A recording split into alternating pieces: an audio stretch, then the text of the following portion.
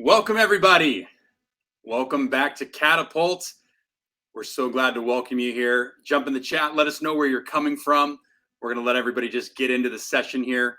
And we're super excited. My team is already calling me out that I wear too many blue shirts. I appreciate that, Cheryl. Thank you. Welcome to Catapult. What started as an in-person conference before the pandemic became a virtual conference during the pandemic.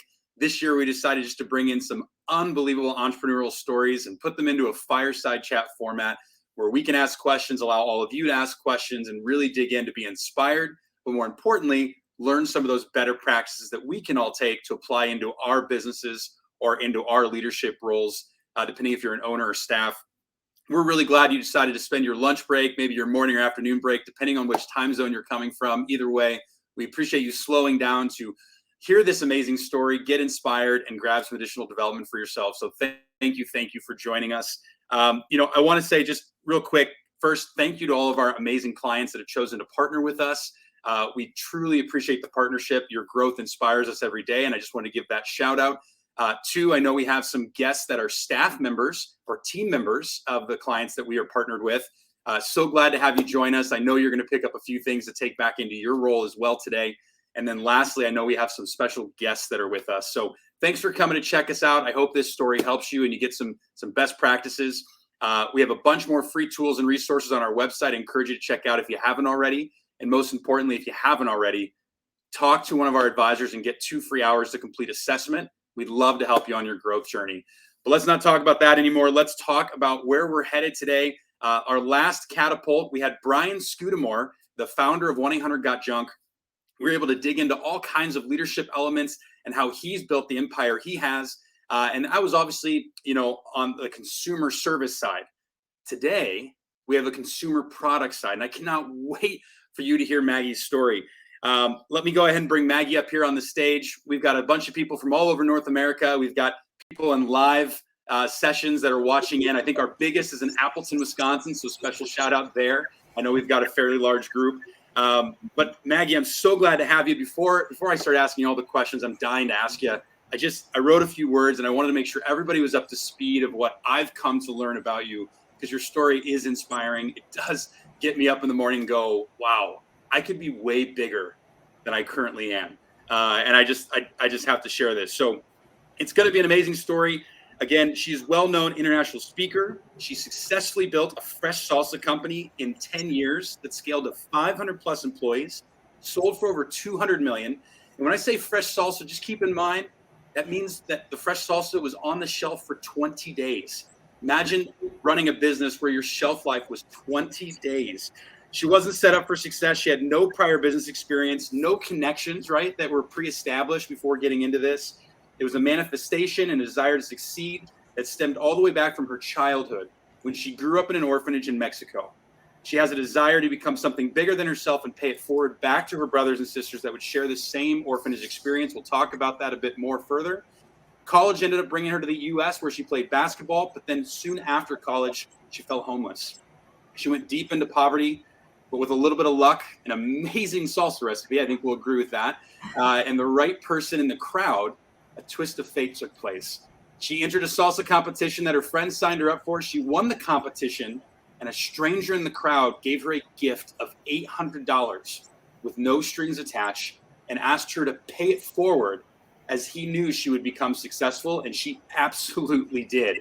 Many in this situation might have paid past bills or spent it quickly based on Maggie's situation, but instead she used the money to buy a chopper, some other materials, all the ingredients, and she set off on her entrepreneurial journey of building Maggie's Salsa. A lot of determination, eventually in Whole Foods, then Walmart, then Kroger's, the list goes on and on. We're going to talk about the countless times of rejection she experienced. We're going to slow down and talk about the different levels of attainment and tenacity and how she manifested and problem solved through and had the right mindset and these hard decisions that she had to make.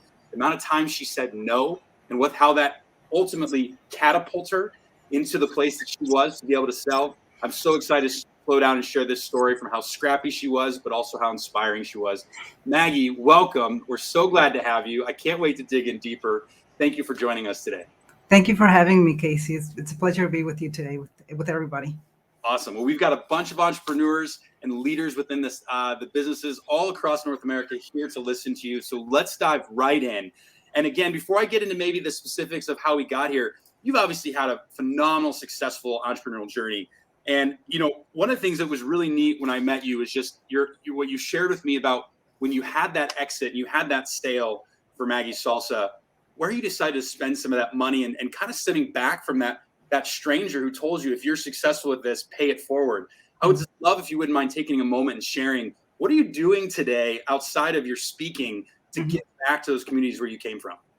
When my company sold in 2015, I was actually phoned by my brother who heads the orphanage where I was born into, and the kids, a lot of kids were in danger, and we also heard of all these kids that were being human sex trafficked, and so I just went directly to Mexico, and that was really the beginning of knowing that I had to do something. For me, kind of life went back full circle, and it started where I began, and so I decided to start on a journey to really help orphan kids and kids who were being trafficked, to really give them hope and let them know that it's possible from where I was at one point. And that's really where we started our foundations, and it's been such a great blessing to be able to do that, to be able to pay it forward that way. I mean, I can only imagine first how that feels and the experience that you had. I imagine that most people, listening today cannot understand what it meant to grow up in an orphanage in Mexico. That would be my assumption. And, for those trials to then come to where you've come and to work out of that, we're going to dive into that a little bit today, but thank you for your selflessness of slowing down to have that type of exit and to go, how do we pay that forward? How do we do that? Especially something that's so meaningful to your past experience. And I know probably made you a lot of who you are today. Yes. And that reality. So let's get into some of the fundamentals and some of the basics before we really dig into maybe some key decisions you've made to have the level of success you've had in your business. You graduated and you were playing basketball at the University of Charleston. Is that right? That's correct. And so, but then soon after you became homeless. Yes. Tell us about that. What happened? So when I graduated college, my degree was interior design, and that was in West Virginia. And back then, the people who graduated with my degree couldn't find a job there. There was only 2 firms that were hiring people. So a lot of people had to move out of state or couldn't find a job. And I really didn't know anything else other than my profession at that time. And I became homeless. What I mean by that, I was living out of my car in the winter. And then, for a couple of months, and then my engine exploded. And so I just grabbed my bags and I started walking, and didn't know anything about, what you should do with your car. It was just on fire. I just grabbed my bags and started walking, and I lived between the woods and also in the streets. And I remember I would go to the gas station, and I would go to the store and buy the ramen noodles because they're so cheap. Yeah. And I would pretend like I was a customer, and I would put water and heat them up. And that's how I ate for another couple months, maybe 3 months. And it wasn't until I was discovered on the street by somebody who was a cook at the university. And she saw me and she says, "What are you doing?" And she provided a place to stay at the dorms. She told the university. And it was interesting because at that point I had hit the lowest level of my life, but I also hit a new understanding of, wow, I'm actually complete because I don't have to worry about anything. I had to really go in within me. And I think sometimes when you hit rock bottom and you have to go within to kind of discover, or to allow God or the universe, whatever you want to call it, to start opening pathways. And I think it was like 4 or 5 weeks later when I was entered into the salsa contest that everything changed. I mean, so salsa wasn't even in the hemisphere for you at this point, right? I mean, it wasn't even an idea yet at this point. You're homeless, and this, I'm going to say Good Samaritan, yes, on the street, yes, took it upon herself to go, champion you to the university to say, "Hey, remember her from basketball? Let's let's get her taken care of. And that's what kind of gave you that stable ground for you to figure out what's next. But did you go sign up for this salsa competition? No, what happened was that when I was in college, I would make fresh salsa, like pico de gallo style, for my friends, and they loved it so much that they told my teachers, and then my teachers had me bring it to class, and they just loved it. And so they knew me as the salsa lady or the salsa girl. Yep. And so when that competition came up, it was like the first one ever for the state of West Virginia. And somebody signed me up, and they told me, and I showed up, and I remember I won the entire contest unanimously. And I think that was my aha moment that, not interior design, but salsa, so I just, I was presented with an opportunity, and I just took massive inspired action. And that's really what it takes. So your friends signed you up for the salsa competition. You go in, you won it, right? Yes. You won the whole thing. The whole thing. Was that a bit of a shock? It was, but it wasn't, because every other salsa that was there was like the cooked tostito salsa, and it wasn't really known, but I really sincerely didn't know how to start a business, because I only took one business class in college, Business 101, and I had no idea. So it was just me and Google, Yeah. And you pretty much just won pride at this competition, right? I think a lot of people think maybe you won prize money, but what actually happened was there was this stranger that kind of came out of nowhere. Yes. I'm not gonna tell the story. You tell us. When you told it to me the first time, I was blown away. Yes. So we were. Go? Yeah, we were in competition, and when we ended, I remember there's like a lot of sombreros, balloons, Mexican music, and a lot of people were in my table asking me where I sold the products, and I was telling them I don't sell them. I just came out of being homeless and all these things. I wasn't afraid of sharing that, because it was the truth. And I remember seeing a man standing to my left. And I don't know if you've ever had that feeling when you're talking to a lot of people and somebody's like really staring at you. Yeah. So I felt that. And then when it kind of died down, he came over, and he said, well, I really see that you have a fire about this, a passion about this. I'm going to do something for you. And he said, in one condition, that someday you get to pay it forward, like I'm doing it for you today. And I was like, oh my God. And he pulled out his wallet, and he pulled out exactly $100. And that's what I used to start my little chopper, get my little chopper, get my little containers, my little labels. And that's how I got the FDA, the Department of Agriculture, to approve my products. And that's where it all started. $800. Yes. $800. Started this like salsa empire. That's unbelievable. I mean, that is just the most epic story. You don't hear. And I know some people have to be dying to know. Do you know who this? Have you ever met this stranger, or do you have any idea to this day who this was? No, he didn't tell me what his name was. He said it wasn't important. I really believe it was an angel sent from above, and I think we all have angels. We just don't recognize them. Yeah. Yeah. That's so amazing. So you have this this $800. Most people would have, in your situation, like I said earlier, right? Most people would have just gone and spent it. But you said, no. Like, how did you know what to spend it on? Like, how did you know where to put $800? Well, I will tell you that it was the best spent $800 of my life. That's the ROI of your exit. I think everybody might be agreeing. Yes. First thing I thought, how am I going to cut this product, in 1 gallon batches so that I don't have to cut it by hand? So I got this little chopper. Then I figured out that you could buy tomatoes from the grocery store, but then I figured out you could buy it, wholesale.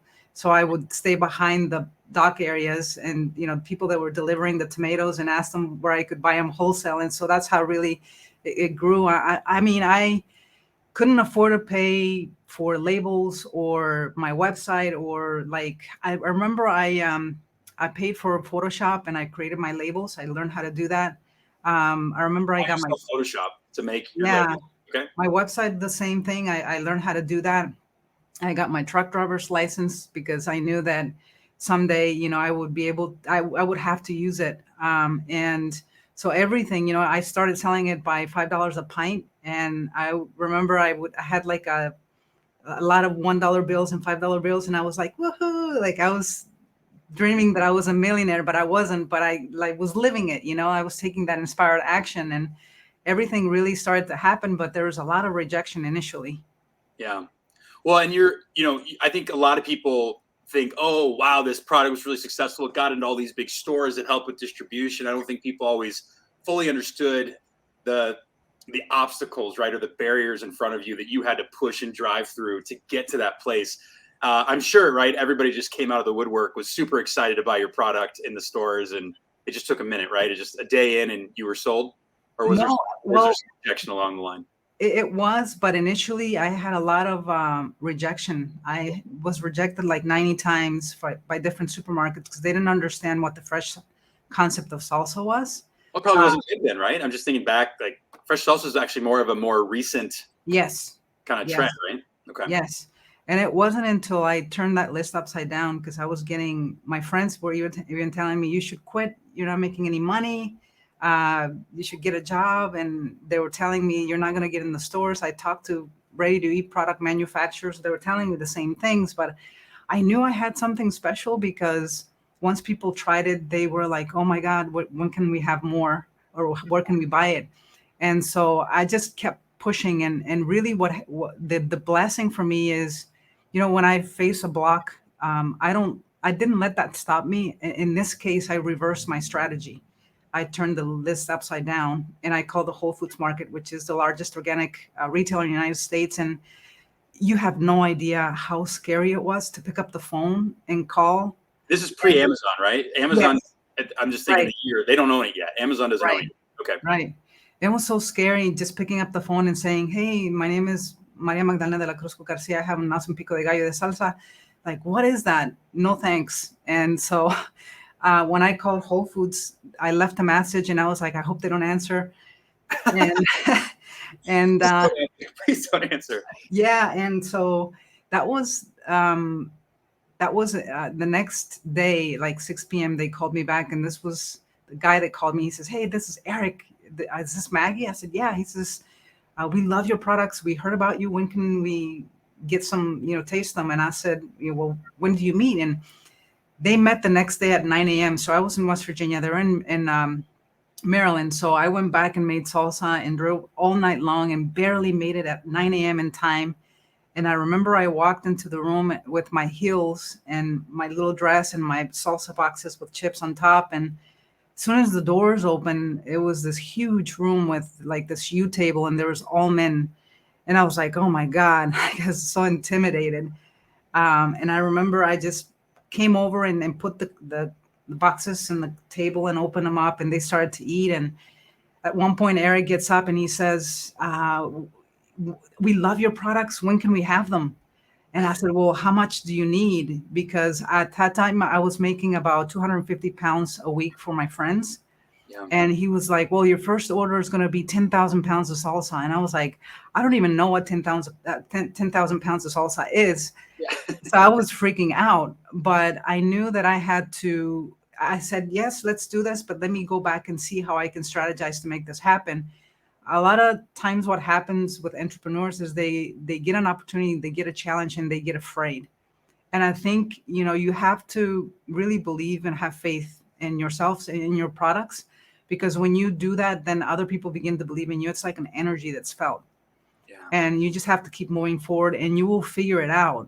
Um, you'll figure out a way, especially if you have that passion about making something come true, something, a reality come true.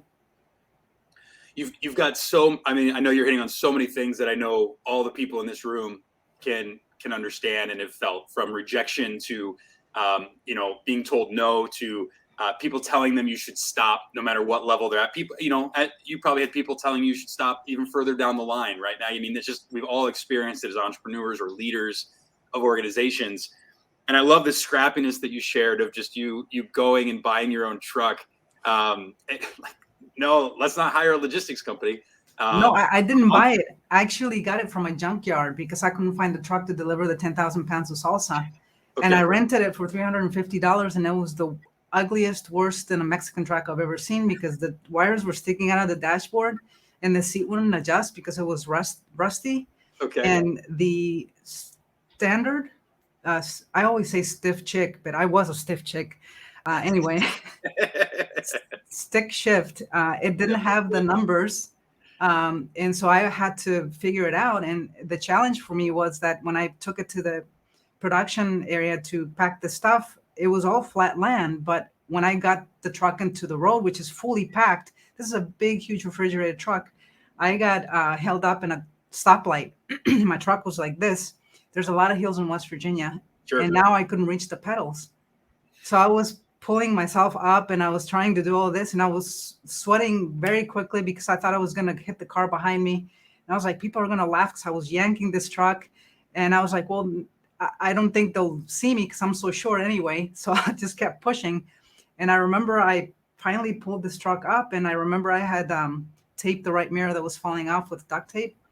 And I saw a piece of wood block on the side of the road, and I grabbed the duct tape and put it on my foot. And that's how I drove to Maryland and made it. There's no way that it was going to hold me back because I had to deliver. I had this full truck, full of product, and it had to be done. So, but Maggie, how did you go? Right, I've made a little bit of fresh salsa, but I've never made more than a half a pound. Yes. Salsa, right. So let's slow this down. I can only imagine 250 pounds. What happens? You get told like you think you're rich with these ones and fives as you shared, right? And then Whole Foods comes in the picture and they say 10,000 pounds. You have to go rent a truck from a junkyard. You're taping wood to your foot to get yourself over the line. How did you make all this salsa? Like I don't understand. Like how'd you get from that meeting to loading up a vehicle in a junkyard with 10,000 pounds of salsa? It was hard because I only had one helper. I considered her to be my first team member, employee, and it took us a whole week to cut 60,000 tomatoes. And I said to myself, there's no way that I can continue this. So I went to the SBA and I said, hey, I need to hire people. Can you help me? And they said, go to the state. And I went to the state and they said, no problem. We'll have 20 people for you tomorrow. I was like, okay. Remember, I took them to a room. Yeah, I know. I remember I took them to a room and it was mostly guys, and I pumped them up and I said, hey guys, my name is Maggie. I have this awesome pico de gallo de salsa. It's fresh. There's nothing like it. Whole Foods wants it. This is how much they want. And I believe that you guys are going to help me make it the largest salsa in the United States and maybe the world. And I got them pumped up. What I was doing there is I was really taking them to marrying them to my why, my purpose. Yeah. And they were so on fire and passionate about doing this. And I remember that when we started production, I would take every day at lunch, and we would talk about, I would buy them food to feed them. And we would talk about how to improve production, because in manufacturing, that's ever changing. You always have to be doing something different, adjusting. And one of those times, this team member stays behind. She was an African American, and we were sitting outside in the rocks because we didn't have a conference room back then. And he stayed behind and he said, Maggie, I said, what's up? He says, thank you so much for hiring me. Nobody else would hire me. I just came out of prison and I did this, and that. And I was like, la, la, la, la, la, la. So I don't want to know. I said, listen, you're so awesome. You're really a good worker. Let's just get back to work. And I got scared. I was shaking. And I went outside and I picked up my phone and I called the state and I said, hey, you guys send me somebody from prison. And they're like, oh yeah, they're all from prison. But they were the best working people I ever had, because I think, it was so important to bring them to the greater why. And the thing is, you have to really understand your purpose and why you do what you do. And this is huge. Sometimes we need to discover that or rediscover that because things change. Yeah, Dan, exactly. 60. I'm going to get to the whole prison piece and the why. That was amazing, by the way. But I want to just go back to 60,000 tomatoes. Oh my gosh. Yes. I hate cutting 3 tomatoes. You had 60. And so you didn't interview these people? No, I didn't know anything about hiring people. I learned later about background checks. Yeah. But I also understood that people who made a mistake were hungry for an opportunity. Sure. And I'm so grateful and thankful for what happened, because I wouldn't have had the success with inmates. Yeah. I mean, I wouldn't have had it because they were so hungry for a chance. You're first off, I think we can all agree this is like probably the most like inspiring story I've definitely heard in a very long time. So let's just acknowledge that. So kudos to you for coming on and sharing all this with all of us, and just opening up your heart to us. I really appreciate it. Um, I, as entrepreneurs, we're faced with these inevitable growing pains, right? And often we find ourselves working in the business, right, versus working on it. Mhm. And you start to figure out how to work on it. I mean, you reach out to Resort, you say, hey, send me people, and you're having all this fresh salsa being made. I'm not connecting something. How did you have the money to That's a pull this really off? good. That was a really, really good question because when I came out of being homeless, I actually went to the banks and I asked for money and I got rejected so many times, every bank, and I was so hurt. But I realized that if I was a banker and you came to me for money and you don't have any way to show that how you're going to pay me back, I wouldn't let you borrow it. So I realized that what I had to do was I knew the banks wouldn't loan me money. So I went to friends and I said, hey, I need $20,000 for cost of goods. Then I need to buy containers, everything for. Sure. And they told me the same thing. Well, how can you ensure that we will get paid? And so I was like, oh my gosh, this is the truth. People need to know how they're going to get paid. And I was hopeful and I knew that I could pay him back, but I didn't know how. So I called the Whole Foods Market and I said, hey, can you do something in writing so that I can show my friends that I can pay them if I can, if they let me borrow money? And they said, oh yeah, it's called a contract. And I said, oh, okay. So we did a contract, and what they did was they paid me every week. Um, that year, well, I'll tell you that I borrowed 20 grand, and every week they paid me 40 grand, so I paid it back immediately. That year, I went from making $12,000 a year to $1.9 million a year with just Whole Foods. And then what happened was that all the supermarkets that said no were starting to call because now they saw that I was with Whole Foods, Yeah. and it's the largest organic retailer in the United States. So I will tell you that I spent $0 in marketing. It was just people tasting it in Whole Foods or other places and telling other stores you need to carry this product, and that's really how it grew. Oh my goodness. So it is just such an epic story. So you didn't use any funding, No, none, no, and this is the funny thing because after a couple of years when my business was growing and you could see the money in the bank, and now the bankers were coming to me and asking me to take out a loan, I was like, no thanks, I don't need you anymore. yeah, you should have took a bet on me earlier. Yeah. Well, I mean, it was understandable, Yeah. but I did eventually take out loans just to keep the cash flow flowing Sure. and more opportunities and being able to buy wholesale in larger quantities. I mean, you scaled to 300, 350, employees before you merged. We'll talk about, that experience here in a moment. But so, I mean, how many did you ever say no? Like along this journey, in these earlier stages, did you ever say no to something along the way? I know often especially as, I look back and go, it's not always what I say yes to. Oftentimes it's what I said no to that set me up for the level of success. Did that ever happen for you? I don't think so because I don't remember saying no to. I remember being rejected. Yeah. I remember hiring people, and when especially when Walmart called and we were starting to grow the business tremendously, I had to hire 100 people overnight. And I remember it was a 20,000 square foot facility, 2 floors, and every time the doorbell rang, I ran from upstairs and opened the door, and I would say, "Hi, my name is Maggie. I'm the owner. Are you here for an interview?" And this one time, this white, guy that was probably in his 40s, I was 28. He kind of took a step back and he says, "You're a woman." And he says, "How old are you?" And he says, "No, thanks." And he kind of backed away. And I was just thinking, thank God he know I was gay too, because that would have been. But the growing from that no was, thank God that this happened to me because this is exactly the type of people that I don't want in my organization. So the no's were, it's always important for me. It has been important to look at a challenge as an opportunity to grow. because people talk about challenges, looking at them as opportunities, but what are they teaching you? And Yeah. that's really how you grow as a powerful spiritual being that's having a human experience, because that's what we are. And we're so much more powerful than we think we are. We just don't let ourselves see that. I think that's super powerful, Maggie. And I think that I think a lot of people are probably wondering too, like, as you talk about all those interviews and growing with people, I mean, not everybody here has hired a ton of people, right? Mhm. Most have started to hire, or they have a somewhat of a team built, so they can definitely relate to an extent. What were your keys? If you think back early on, like, what were your keys to keeping your these inmates essentially, right? And but more importantly, these talented employees that had really helped you build this organization was the heart of it, as you share.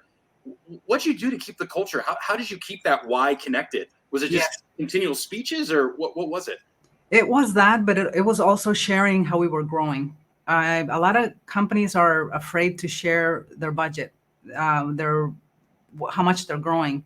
I Mm, really believe in profit sharing also. If I know that somebody's working so hard and making me more money, I want to share that with them. mm, And it was a sense of family. It was a sense of having a great work environment. I had many team members uh, asking me, "Can we stay here? Can we sleep here? Can we keep working? We don't want to go home because the situation there is worse." So it was building that sense of community and family, which I think it comes from growing up in the orphanage where that didn't existed. mm, And I was always hoping to have that connection. And a great example was when my mother visited the plant, and team members, she would saw them how they took care of me and the things that they did, and small things, and how they came and hugged me, and she was like, "Oh my God, they're awesome. They really care about you." And I told her that day, I said, "Mom, they're my real family." And she cried because she knew that there was only two people that couldn't really, take care of over 200 kids that lived there at one point. There was no culture. And for me was, I don't want to suffer. I want to create an environment where I have the emotional intelligence to feel what other people are feeling, to put myself in their shoes, to help them grow, to really connect with them and see what they need, not only in the personal level, but at a spiritual level and also on a social level. So I think that emotional intelligence is huge, and it's so important to not. I had team members when I hired them. I would go down to production and start cutting tomatoes. They're like, they would be scared and like, because they're like, we've never had a boss work with me. I'm like, of course, now you do, and so I would take times to just inspire them, like get in the line and work with them. And every day, you have to, and then when you grow, you hire people like you to carry on the baton and uh, keep doing the things that you want to do to grow. But every day before production, we would do something productive. We would write things. We would do push-ups. I would do push-ups with the guys and get them pumped and get them going. And they were so interested in growth. mm. And so, the last thing they were interested in was money. Interesting. Yeah, What was most important to them? The family, family. Okay. family. And then environment was the second most important. Growth was the third one, and then money was the last one. I know that because we conducted a poll with my company and also other companies with my brother, and we polled them on those four things, and family came up first. They were so interested in having a sense of family, that money was, I could barely pay them initially, barely pay them minimum wage, but they were in the production area jumping and dancing to the music, to the radio, and while making salsa, Yeah. and they were so happy, and because we were part of something greater, we were working towards that greater why. So many people probably just wrote down a big takeaway of like, I need to poll my employees and find out what's most important to them and make sure we're delivering on that. Yes. But you didn't go through any crazy leadership training, right? Like, I mean, your people know, is that right? Like, your people know that you're Well, learning on the job as well. Is that true? this is something that I might be useful for you, is that once my company started to grow, I actually started to hire based on values, and you really have to determine what your core values are. And when I did this, I wrote them down, and I started hiring because, see, a lot of leaders, when I come to speak at organizations, and they have challenges because, see, your culture is a direct reflection of who you are as a leader. Yeah. And if I'm sorry to say, but if it kind of sucks, it's because you're not. You suck. Yeah. Yeah, Thank you. I'll say it for you.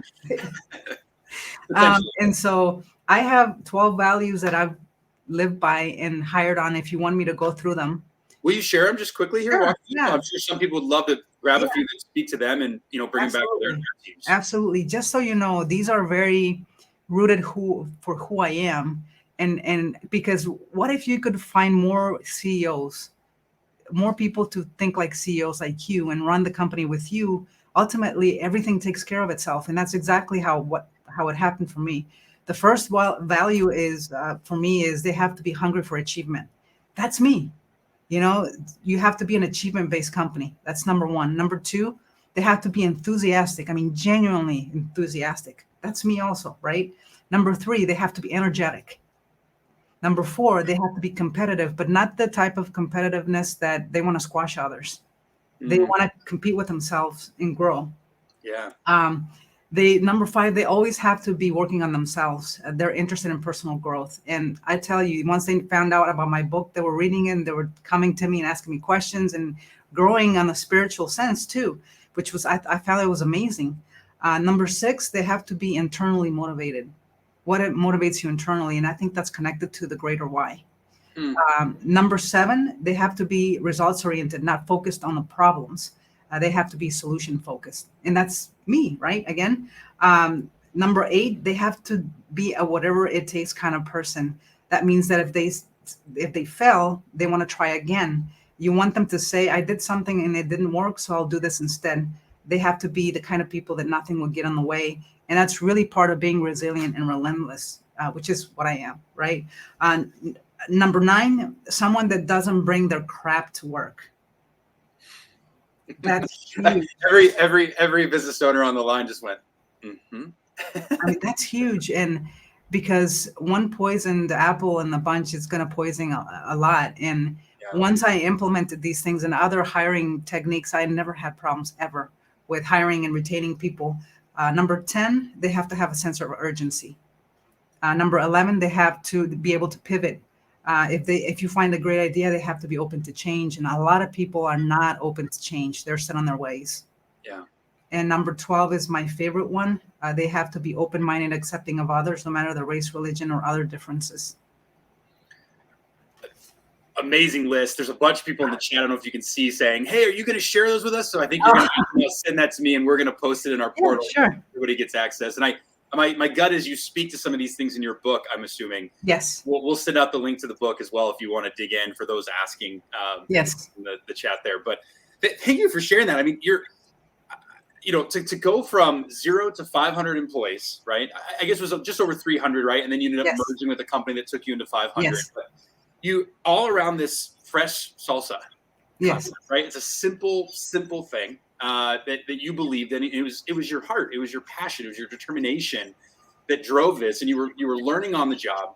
Yes. But there was some fun along the way too. I remember when we were chatting for the first time, Maggie. You told me about you thought somebody was pulling a prank on you of like a big company that was going to potentially bring you in. Yes. Would you just? I don't want to ruin it. Would you share that story? Yes, absolutely. I actually wrote the story in my book, and so what I found that's most important is to write down your visioning, but not only write it down, but also have like an action board, because it's important to take massive action, uh, inspired action. And what I did was I wrote a list of things that I want the largest supermarket in the world to call me. I didn't even specify which one, and I put down exactly how I'm going to the distribution centers and I'm shaking their hand. They're opening the salsa. I can smell the salsa in the room. It's really about manifestation for me. Is really putting in all your senses in and being in the moment as it is happening. And I find that science is saying that it takes now 21 days to manifest something, because when you reprogram your subconscious mind to believe something is true, it believes it's done. It believes it is. So it had been about a little bit longer for me, about 29 days. And I was doing this, and I remember I was so passionate that I would even cry. And a team member came into my office one day and she says, "What are you doing? You look weird." And I learned to lock the door. Shut the blinds, lock the door. Yeah. But it was about 29 days in, and I got a call, and this lady says, "Hey, my name is Dee. We are looking for a salsa company. We saw 10 online, and we think yours is the best. Do you want to sell to Walmart?" And I'm like, "Oh my God." And at that time, I had made my my business partner. She was the one that was telling me to give up to, but now that she saw the money coming in. Yeah, no, she was all about it, of course. So I said, "Hold on a minute," put it on pause. And I said, "It's Walmart. They want a product." She says, "It's a prank. Hang up." And I was like, "Wait a minute. I've been visualizing this. I feel like it's here. Right." And so I still had my doubts. And I said, "Is this a prank?" They're like, "No, we're the real deal. I'm with Walmart. I represent Walmart." And within a month, I would say I was in Bentonville, shaking the hand of the main buyer of the entire country. I have chills still thinking about it. And that's really where the journey began, with Walmart and Sam's Clubs and many other supermarkets. And we went from producing during the day to 24 hours a day. I remember I got a little bed that kind of opened up in the office, and I slept there all night in case anybody had problems. They would knock on my door, and we would kind of solve it while producing, because you have to, once you have a contract, you have to deliver. Well, I mean, I still just can't get over. I don't know if everybody's fully comprehending the complexity of a 20-day shelf life and this size of scale. I just don't, I'm not going to go too deep. I don't want to go deep into logistics and everything that went into that. But I mean, can you just speak to that? I mean, just the problem solving, and like, how did you work through the hurdles? Because I just have to imagine some of us over here are solving professional services or whatnot. Not that all businesses are made equal, but I just more, how did you manage that? When I started, actually, I had to have the product approved by the FDA and the Department of Agriculture. And the first thing they told me was to cook it like everybody else. And I said, no. I met the lady. You did say no. Yes. There you go. You did Discovery. Say no. I met her years later at a farmer's market while I was doing grassroots marketing. And she says, "Remember when I told you to cook your salsa?" And I said, "Yeah." She says, "I'm so glad you didn't listen to me."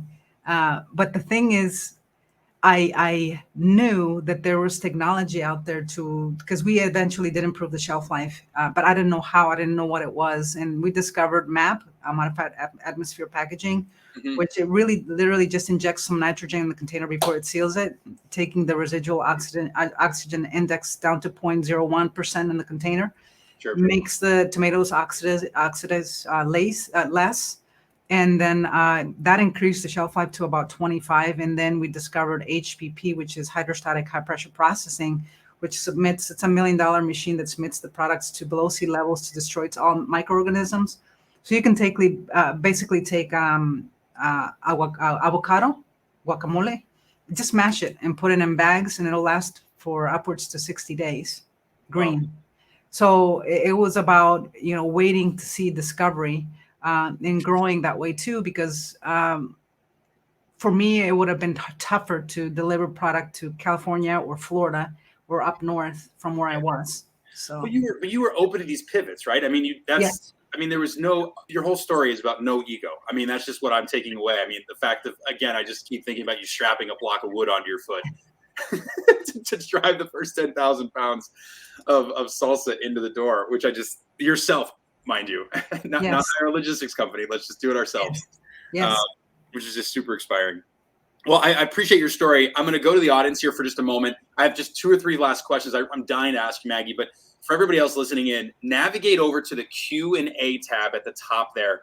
You'll see a little bubbles for Q&A. Click into that. And if you have a question you'd like to have me ask Maggie here in a moment, go ahead and write a question in there, post it. And if you don't have a question, jump there anyway. And you can vote up your favorite questions that you see start to populate. Thanks, Lindsay. I see you already got a question in there. I'm not watching the chat for questions. Make sure you go to the Q&A bubble, and that's where you share your questions. And we'll try to pull a few in here in just a moment. So, Maggie, you're I remember you telling me that somebody tried to buy your salsa recipe. Yes. For I forget the dollar amount, but it was some dollar amount that you almost sold before this whole whirlwind happened. Yes. Can you just share a little bit about that?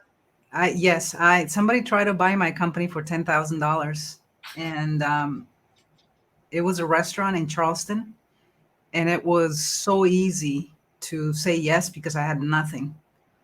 And I don't know if you know the marshmallow experiment where they took these kids and they give them a marshmallow now, and they said if you wait 2 hours, you can eat the next one. Yeah, you get 2 marshmallows if you wait. Otherwise, you only eat one marshmallow now, right? Right. And I think it's about really the discovery that you have to wait for something bigger, because I knew I had something special. I also knew that if they took it, it was going to get stuck and maybe not go anywhere. Mm. That happened very shortly after the company started. And I think sometimes we have to wait out because there's a greater reward if you work really hard and obtaining what you want. And to me, I just, one of the biggest things for me was my why was to prove my caregiver wrong, my father, because he told me that I would never amount to anything, that I would die in prison and with AIDS because I came out to him. And so I worked so hard to prove him wrong. And so that's why one of the reasons I wanted to really become a success. And it became a success. But one of the things that I learned was that when you're running on purpose and your purpose is based on fear, you're going to be blocked. You're not going to succeed like you want to succeed. And it took a rediscovery for me. And that was a week before he died. He actually never recognized my success until a week before he died. And he wrote me this letter in 2009. I can read it to you if you want. Have at it. Okay. So he never recognized my success. And he says this to me. He says, Maggie, I am so proud of you. You won't know what I mean, but you're from the old school, from the old generation, maybe 50 years back, the generation that had the work ethic, discipline, and most of all, a dream and a willingness to labor and make that dream a reality. You are so caught up with what you're doing at this moment that you can't fathom what you'll be in 5, in 15, in 25. Because of your willingness, it's going to be big. America need people like you and your values past if it is to survive. You are one big asset to everyone in your life, sweetheart. I'm really proud of you. That must have been everything. After one of the questions I was going to ask you, Maggie, was where did this tenacity, where did this drive that all these hurdles that you'd never had any experience with, and you were willing to go figure them out and push through it to achieve this vision. Mm-hmm. And it sounds like this fear really drove you. Yes, I think that for me, the rediscovery was, and this is so important for every entrepreneur, is becoming something bigger than yourself. Mm. You have to become something bigger than yourself, because no matter what you do, you are what you do with what you offer. You are making a difference in the world, and even if it's small, you're still making a difference. And so for me, the becoming bigger part of something was the stepping stone to something bigger, which is what I'm doing now with speaking and inspiring, and hopefully inspiring and helping kids, who are less fortunate in Mexico, exactly where I came from. So You've manifested so clearly your purpose and your why. I'm not surprised that you got as many people as you did to follow you. And I just want everybody listening to think about, people that don't have, maybe that much of career experience, you not having the experience of running or growing or leading, and just getting in front of all of them for the first time and saying, we're going to build one of the biggest salsa companies in the US. yes. And we're going to bring fresh salsa to the table like they've never seen before. And you're going to help me do that. Mm-hmm. And you casted this vision, you manifested, is that the words you kept using today, right? You manifested these things and you just deliberately fought for them, saying no to selling your company for $10,000. Thank gosh. Thank gosh you didn't, right? To all the other elements where I'm sure you've had to say no along the way. Yes. Stay in pursuit of your vision. Mm-hmm. And then to ultimately get the prize of your father's acceptance. Yes. Coming out to him. That's a powerful story, Maggie. And not everybody can necessarily relate to the exact specifics, but I think we can all relate to the barriers we've overcome. And more importantly, how sometimes we crawl into shells, or sometimes we don't let ourselves fully unleash ourselves and think, how big can we be? What could this actually look like? Yes. And instead of trying to figure out how, let's just go tell our teams and let's get our group, our people surrounded us, right? Yes. Excited about it and buying into it, so then we can start to manifest our reality. And I think it's super inspirational what you've shared today. And thank you. Thank you. Some amazing questions coming through. I want to throw the first one here on the stage. Perfect. How did you merge your strong culture with another company, right? You went to go merge your company. You decided to essentially merge with your biggest competitor. How did you decide to do that? That's a really, really good question, because one of the first things that I did was I actually interviewed some of the team members from the other company, because I wanted to make sure that my energy, my values were aligned with the new, because I wanted to continue that. And when I saw that, if I didn't see that it was aligned, it wouldn't have happened. And when I saw that, I knew that was the opportunity to go the next level and to incorporate the ones that wanted to continue to work, and the other ones, we paid them off, really good, for them to continue the other path, because you have to think about. I had to move from West Virginia to Michigan, so people weren't able to do that move. So, but the being aligned with your values and part of that energy is really what will actually make something succeed further or not. And it gave me peace of mind. I think that was the biggest thing. Really good people. And you knew that there'd be a contract that time, right? Yes. Mm-hmm. How about Lindsay? Lindsay asked, how do you differentiate between bringing your crap to work and how a lot of people are talking about bringing your humanity or whole self to work, so to speak? So bringing your crap to work is a negative attitude. There's a lot of things that happen that I was able to help people grow, and they have to be open for change. Even if something happened, I would talk about the 3 times that they could do something, the same thing. If they don't grow, then that's an issue, and we have to really address it, because sometimes we need that. And the difference is really attitude. If you have a pessimistic attitude, and initially it happened, but then it kind of went away because of the things that we implemented. I rather not hire somebody, or I rather let go of somebody with really bad attitude, even though they are performing, because what's going to happen is that energy is going to affect everybody else, and it could create challenges, more issues, problems for the entire organization. And so you can still express yourself. You can still be open about your issues, and we can help you. If we, I'm also a certified life coach, so it was a blessing to be able to have that. But when somebody's not willing to change, when they're not in line with your values, I'd rather it's the blessing would be in the letting go.